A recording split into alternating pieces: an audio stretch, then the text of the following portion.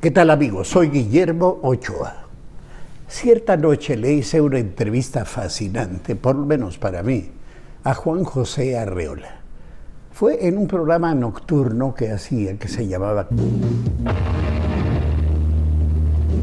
Nuestro Mundo, con Guillermo Ochoa. Comenzó al terminar el noticiero de Jacobo y terminó a eso de las 6 de la madrugada o un poco más, frente a 2 o 3 botellas vacías de vino en la Guitarra de Chamín, un lugar de mucho ambiente que abrió el Chato Parada en la calle de Londres.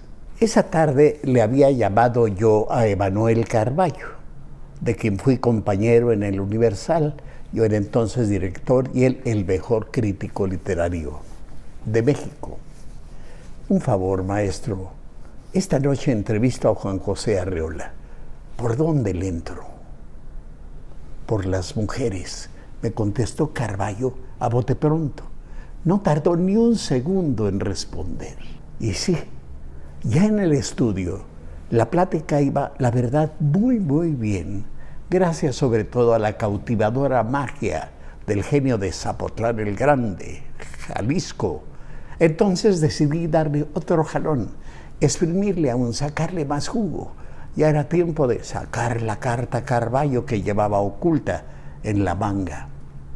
Y las mujeres, Juan José, fue como si un rayo le hubiera paralizado, pero fue solo eso, un rayo que le recorrió el cuerpo entero.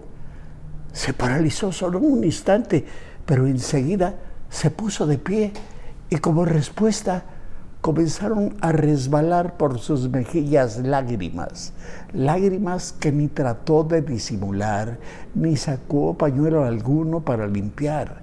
Eran parte de su emoción, fruto instantáneo de sus recuerdos, de momentos que no volverían.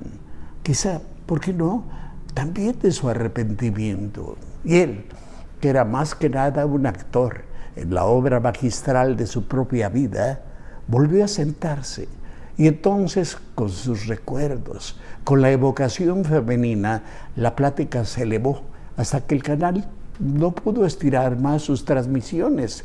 Íbamos ya por la segunda hora más tarde del cierre de lo habitual y nosotros, incapaces ambos de despedirnos de esa noche, decidimos recibir el amanecer en ese lugar tan bohemio del Chato Parada de la calle de Londres que les contaba. El Chato nos dio una mesa solitaria en el segundo piso y el mejor vino que tenía, muy lejos desde luego de aquel que acostumbraba Juan José, un conocedor, que en un día se negó a entrar a grabar sus pláticas en Televisa, Chapultepec, porque los vigilantes no le permitieron pasar un par de botellas que llevaba. Días después le llamó Emilio Azcárraga y le dijo: mira, Juan José, no tienes que traer tu vino, dime cuál y tendrás siempre aquí un par de cajas de tu vino, graves o no graves. Pero es a la madrugada de los hechos, como dicen en las actas policíacas. Estaba yo frente al autor de la feria, al escritor de un cuento notable mucho más para un hijo de ferrocarrilero como yo, el guardaagujas, al escritor de Varia Invención, de Palíndroma, del bestiario. Estaba yo frente al maestro de la síntesis. Gozaba al genio. Y me contó en la madrugada muchas cosas, entre otras, cómo se dio cuenta desde muy pequeño, quizá a los 7 u 8 años, 9, no sé, que tenía una capacidad de crítica que no podría callar, que sería una especie de grata condena y que tendría que expresarla. Tenía en Zapotlán el Grande un amiguito de su misma edad, Pedro, un niño que vivía frente a su casa y que un día llegaba con su madre, mientras Juan José los miraba llegar tras los barrotes de fierro de su ventana pueblerina. Pedro, qué feo eres, le gritó Juan José. Y tu mamá también, agregó. Y cerró la ventana y perdió a un amigo. Más tarde les decía, comprendería que ese afán quizá insensato de opinar siempre, sería un rasgo de su carácter que ya no lo abandonaría jamás. Algo semejante le pasó cuando se descubrió poeta. Barría el patio de su casa y recitaba a la vez un poema, no recuerdo cuál, igual nos sirven los motivos del lobo y de paso recordamos a Rubén Darío. Entonces su hermano, un poquito mayor, al escucharlo le dijo: oye, Juan José, tú eres un poeta y los poetas no barren. Le quitó la escoba y se puso a barrer el hermano. Juan José olvidó la escoba para siempre. Era poeta. Les platico todo esto porque me parece interesante y porque me vino a la memoria recientemente por asociación desproporcionada, lo admito, cuando le dije a mi hijo Guillermo: ¿sabes qué? Pienso dejar la vida, ¿va? A veces ya no la soporto. ¿Cómo ves? Su respuesta me asustó, realmente me asustó. No puedes, me dijo. ¿Cómo que no? ¿Cómo que no puedo? Y dije, pensé en que había firmado un contrato sin darme cuenta o algo así, pero no, la razón era otra y me la explicó Guillermo. Tú no puedes vivir sin opinar. Tú no puedes vivir sin opinar. Me dejó pensando su respuesta, pero al fin admití que sí, que tenía razón. Desde niño opinaba, leyéndome completo el periódico desde que tenía razón y pasaba trabajos para treparme a la cama y tumbarme a su lado. Me hizo saber mi padre que el mundo en parte era mío y que de algún modo lo que ocurría no en el mundo era mi cuento. Era mi chisme, me hacía pensar, vamos. No puedo decir que la guerra de Corea, que para mí era un mapa a diario en primera plana que publicaba novedades, me importara tanto como el juego de los Yankees. Pero tampoco que me era ajena, sobre todo si mi padre me explicaba sus consecuencias, los avances. ¿De dónde me salió sabio mi padre? No lo sé. De seguro de donde salimos sabios todos los papás, es decir, del amor de los hijos. Sí, lo mismo que Juan José Arriola, comencé a opinar desde muy chico. Lo que ocurría fuera o dentro o en el mundo o más cerca, fuera de mi piel, me importaba, me competía, me tocaba de cerca y merecía una opinión. Como no siempre le importaba a nadie lo que yo pensara, frecuentemente mis opiniones las daba in pectore, es decir, dentro de mí mismo, como los papas designan sin externarlo a obispos o arzobispos cuyos nombres no pueden mencionar porque los pondrían en peligro. No era precisamente mi caso. En mi caso eran in pectore simplemente por falta de auditorio. Me ocurría lo que a muchos niños.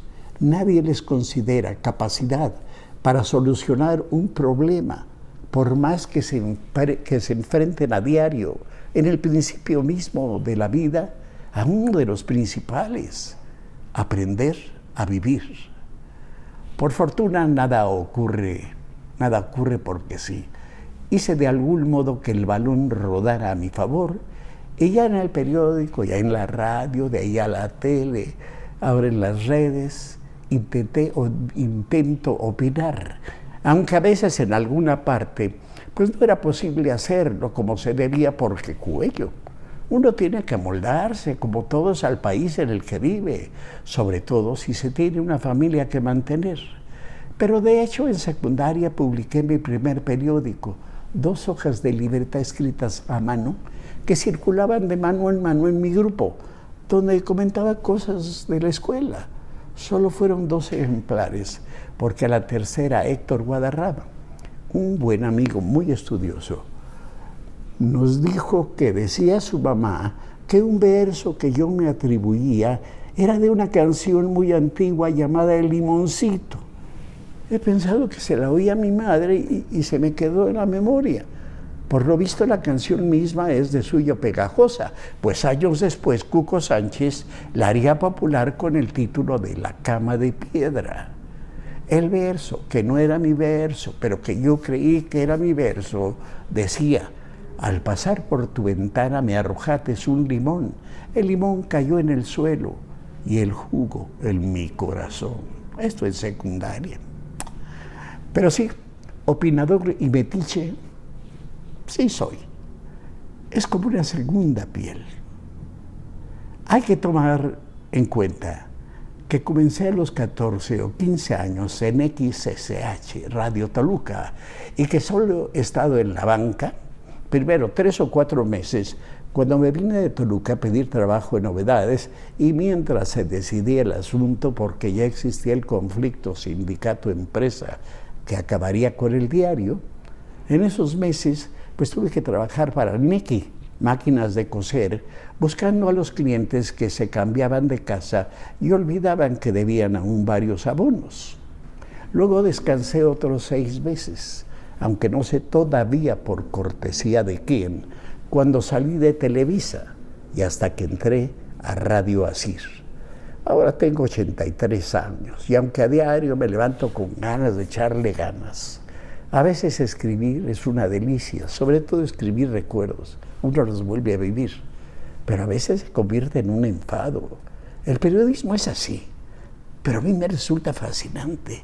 Y debo decir que por lo menos un presidente, otro que creyó que podía hacerlo, y 2 gobernadores me han ofrecido puestos políticos. Pero lo mío es esto, el periodismo. Me encanta. Por ejemplo, ¿cómo perderse la que el presidente López Obrador mandó al presidente de China, Xi Jinping, en la carta, luego de contarle sus penas, porque en los Estados Unidos creen que el fentanilo se produce en México, le pide alguna información, ya que también hay versiones de que llega a México procedente de China, en la carta, que pone a consideración de algunas autoridades chinas, le solicita información sobre quiénes importan acá, a México, se supone, el fentanilo, en qué cantidad, en qué embarcaciones viene, cuándo sale de los puertos chinos y qué tipo específica de sustancia. Con esto, agrega la carta en chino, tendríamos el mayor control sobre el ingreso de la sustancia. Xi Jinping no se dignó en contestar, lo hizo la jefa de prensa y sin referirse siquiera a México, dijo que los Estados Unidos deben hacerse cargo de sus propios problemas. Y listo. Entonces López Obrador en otra mañanera señaló, si no es China, ¿quién? Y agregó que hay que seguir indagando, lo que me hace suponer que seguirá mandando cartas y esto a su vez me sugerirle el método del arrepentimiento que usaba un detective creado por el humorista español Enrique Jardiel Poncela para encontrar a los culpables. El método del arrepentimiento era así. Por ejemplo, si se cometía algún crimen en cierto edificio, el detective entraba a diario en el elevador y decía, alguien se sentirá mal este día. Y al día siguiente volvía, alguien estará arrepentido por lo que hizo.